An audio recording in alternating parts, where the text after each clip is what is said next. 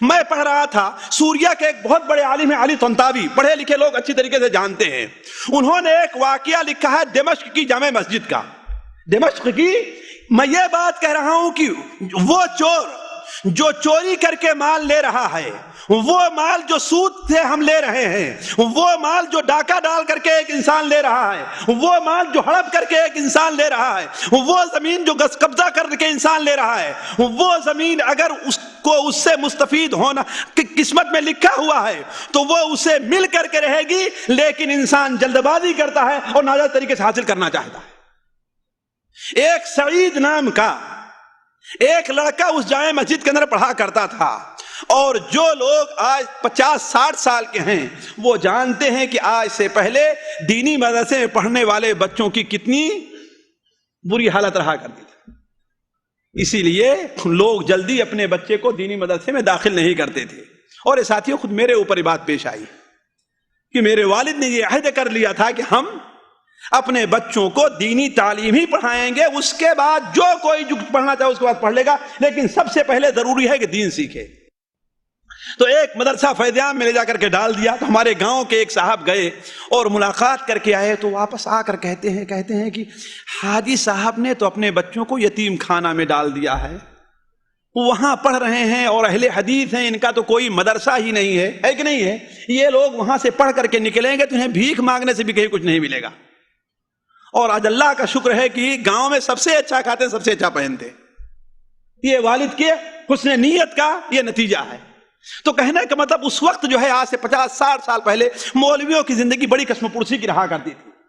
تو جامع مسجد کے اندر وہ ایک سعید نامی طالب علم تھا، پڑھ رہا تھا۔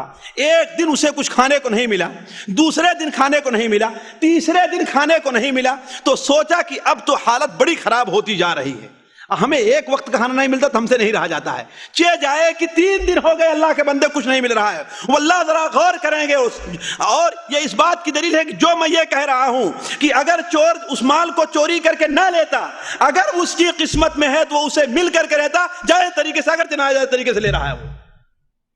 تو اس نے کہا کہ آج تو ہمارے لیے یہ جائز ہو گیا ہے کہ آج میں مردار بھی کھا لوں، اس لیے کہ جان بچانے کا معاملہ ہے، لہذا کسی کے پاس کوئی چیز ملتی ہے چلو چوری ہی کر کے لے لے، لیکن اپنا پیٹ، اپنی بھوک کو مٹاتے ہیں۔ چنانچہ مسجد پر چڑھا، اور آپ لوگ جو پرانے شہر کے رہنے والے ہوں گے اس وقت جانتے ہوں گے ایک چھت پر اگر انسان چلے تو پورے گھر پر، پورے محلے کے اندر انسان جا سکتا تھا، اتنے نزدیک نزدیک چھتیں رہا کرتی تھی، ہے کہ نہیں ہے؟ تو وہ مسجد کی چھت پر گیا تو ایک طرف نظر دوڑایا تو کیا دیکھتا ہے، ایک گھر کے اندر 4-5 عورتیں دکھائی دے رہی ہیں۔ وہ شرمایا اور دوسری طرف چلا گیا، کہا کہ یہ بہت غیر معقول سی بات ہے کہ میں دینی تعلیم حاصل کر رہا ہوں اور غیر محرم عورتوں کی طرف دیکھوں۔ دوسری طرف دیکھتا ہے تو اسے ایک گھر خالی دکھائی دیتا ہے۔ چنانچہ مسجد سے اس چھت پر گیا، اور اس چھت پر گھر کی گیا تو کھانے کی مہک آ رہی، کوئی کھانا پک رہا ہے۔ کہا کہ ہاں اس گھر میں تو ہمیں کھانے کی چیز مل جائے گی۔ چنانچہ آسانی سے گھر کے اندر اترا اور دیکھتا ہے کہ دائیں بائیں اس گھر کے اندر کوئی آدمی نہیں ہے۔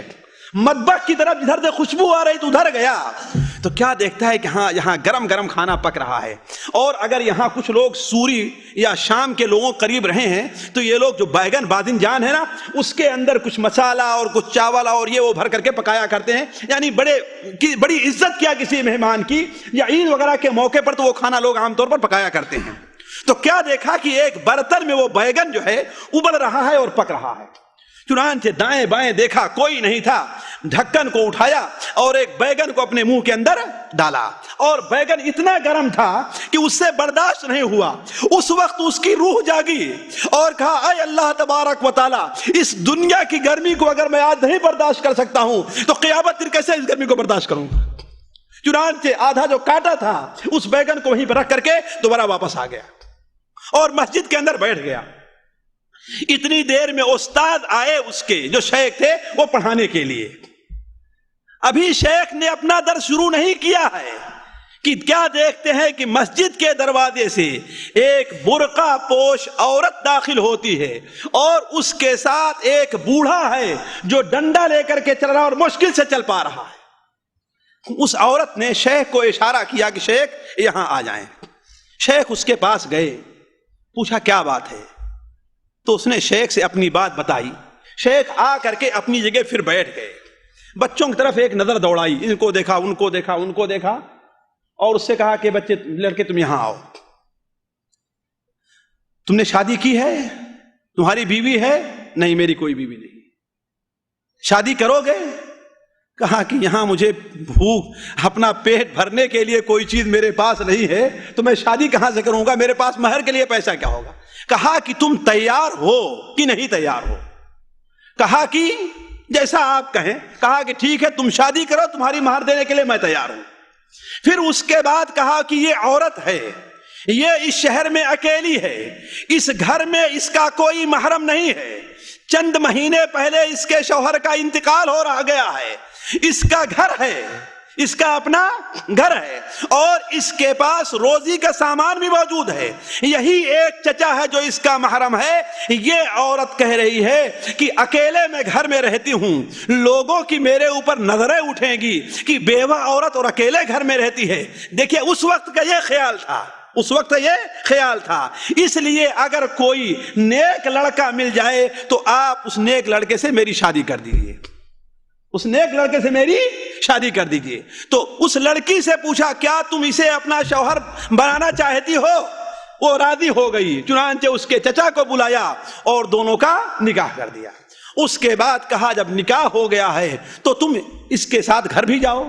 چنانچہ وہ عورت اسے گھر لے کر کے گئی اور چچا کو اس کے گھر چھوڑا. اس کے بعد اسی گھر میں ساتھیوں آتی ہے جس گھر سے وہ بیگن کو چھوڑ کر کے گیا ہوا تھا, بیگن کو چھوڑ کر کے جس گھر سے بھاگا تھا اسی گھر میں وہ عورت اسے لے کر کے جاتی ہے اور کہتی ہے کچھ کھاؤ گے بھی. چنانچہ گئی اور وہی برتن جو بیگن کا تھا لا کر کے اس کے سامنے رکھ دیا کھانے کو. وہ شخص دیکھ کر کے رونے لگا اور عورت بھی تعجب کرتی ہے کون چور آیا تھا جو یہاں پر کاٹ کر کے گیا ہے اس کو, اور کھایا بھی نہیں اور کاٹ کر کے چلا گیا. تو اس شخص نے اپنی صورتحال بتائی کہ میں 3 دن سے بھوکا ہوں اور اس طریقے سے میں اس گھر کے اندر آیا تھا. اس عورت نے کہا تم نے اللہ کے لیے اس چیز کو چھوڑا ہے تو اللہ تعالیٰ نے جائز طور پر تمہیں وہ گھر بھی دے دیا اور وہ کھانا بھی دے دیا. تو میں عرض کر رہا تھا ساتھیوں کہ چور, ڈاکو غلط طریقے سے جو مال حاصل کر رہا ہے, اگر اس سے مستفید ہونا اس کی قسمت میں لکھا ہوا ہے تو وہ اسے مل کر کے رہے گا. اللہ کے رسول صلی اللہ علیہ وسلم ایک بار اپنے ساتھیوں کے ساتھ جا رہے تھے, ایک کھجور پڑی ہوئی تھی. امام بحقی رحمہ اللہ اپنی کتاب شعب الایمان کے اندر, امام ابن حبان رحمہ اللہ اپنے صحیح ابن حبان میں نقل کرتے ہیں کہ ایک کھجور وہاں سے پڑی ہوئی تھی, آپ نے اسے اٹھا لیا, آپ نے اسے اٹھا لیا, اور اٹھانے کے بعد آپ کیا دیکھتے ہیں کہ ادھر سے ایک بھیک مانگنے والا آ رہا ہے. چنانچہ آپ صلی اللہ علیہ وسلم نے اسے وہ کھجور دے دیا اور کہا اگر تو اس کھجور تک نہ پہنچتا تو یہ کھجور تجھ تک پہنچ جاتی ہے, اس کھجور تک تو نہ آتا تو یہ کھجور تیرے گھر تک پہنچ جاتی اگر تیری قسمت میں لکھا ہوتا تو. اسی لیے تو آپ صلی اللہ علیہ وسلم نے بیان فرمایا ہے کہ اگر انسان اپنی روزی سے ایسے ہی بھاگے جیسا کہ موت سے بھاگتا ہے تو وہ روزی اس تک پہنچ جائے گی جیسے موت اس تک پہنچ جایا کرتی ہے.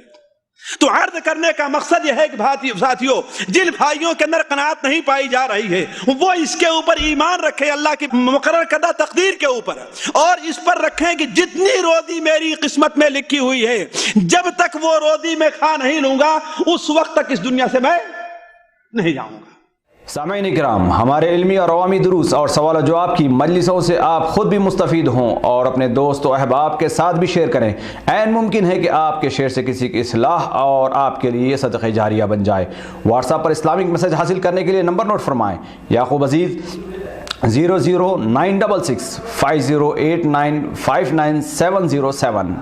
واٹس ایپ سوال جو آپ گروپ میں ایڈ ہونے کے لیے نمبر نوٹ فرمائیں. عبدالسلام عمری 00966502627 نمبر بھیجتے ہوئے نام اور پتہ ضرور لکھیں. اسی طرح ہمارے یوٹیوب چینل اسلامی دعویٰ کو ضرور سبسکرائب کریں تاکہ ہماری ہر نئی اور اہم ویڈیو کی اطلاع آپ کو فوری حاصل ہو جائے. تمام دروس, مقالات اور سوال و جواب سیریز کے لیے ہماری مشہور ویب سائٹ www.islamidawah.com کا مشاہدہ کرتے رہیں. السلام علیکم ورحمۃ اللہ وبرکاتہ.